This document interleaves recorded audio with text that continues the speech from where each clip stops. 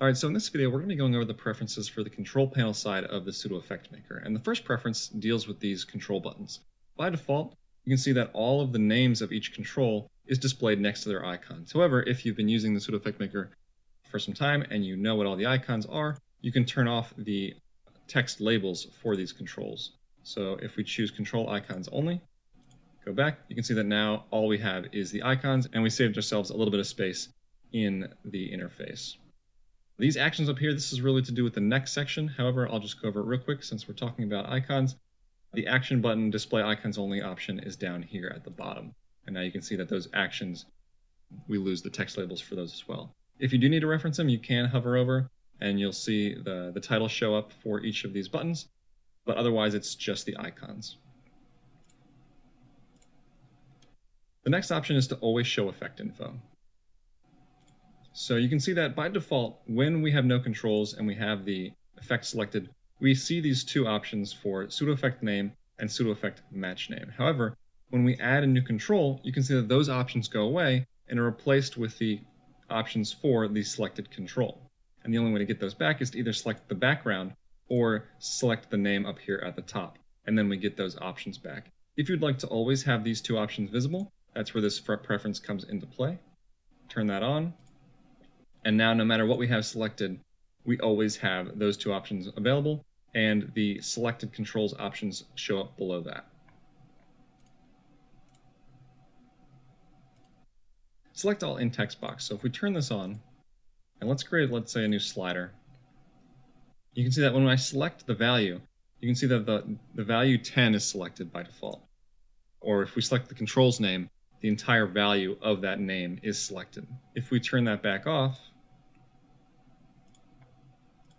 you can see that when we select an input, the cursor goes right where we clicked. So it really just depends on how you prefer to work. If you want to be able to click in and completely change the name, you can turn that option on. If you want to just be able to quickly edit without having to unhighlight things, you can turn it off. So it's just how you'd prefer to work within your control panel. Always match manually. This has actually a whole video dealing with the replace function of the Pseudo Effect Maker, but I'll quickly show that. So I'm going to create a new layer in After Effects, and we'll apply this effect.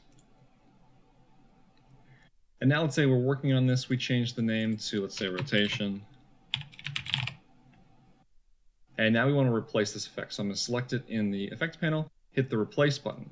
Now because we have always match manually, we get this custom mapping window. And I'm not going to go through this right now. There is another video on doing the replace. I'm going to hit cancel. However, if we go back into the preferences and we uncheck always match manually, now the Pseudo Effect Maker is going to use its best guess. So if we hit replace, instantly that control is replaced in After Effects in that, and the custom mapping window never showed up. So that's all that option does, is it attempts to use the auto mapping, or it will always display the manual mapping if you'd prefer to work that way. So the last option in here is warn about duplicate control names. Now this comes into play when we're dealing with expressions. If you have multiple controls that use the same name, expressions won't be able to reference those names very successfully because After Effects will always go for the first control that has that name. So let's take a look at when that would come into play. So let's say we have the rotation in the slider. I'll just change this to amount. And now if we were going to connect expressions to this, that would work just fine because we only have one control called rotation and one control called amount. However, let's say we have a group and we move both of these controls into that group. And then we duplicate this group. So now we have two separate control groups that each have the same controls within them, rotation and amount. Well, these controls both have exactly the same name, which means that if we're trying to apply expressions to these and we use the name rotation, even if we want this control, it's always going to refer to this control because this control comes first and it has the same name. So in these cases, we would really want to use the control index rather than the control's name. But what this preference does is when you apply this effect or replace, you get this duplicate control names warning that tells you that you have multiple controls or a control within your pseudo effect that share names, and that it's going to cause issues when writing expressions.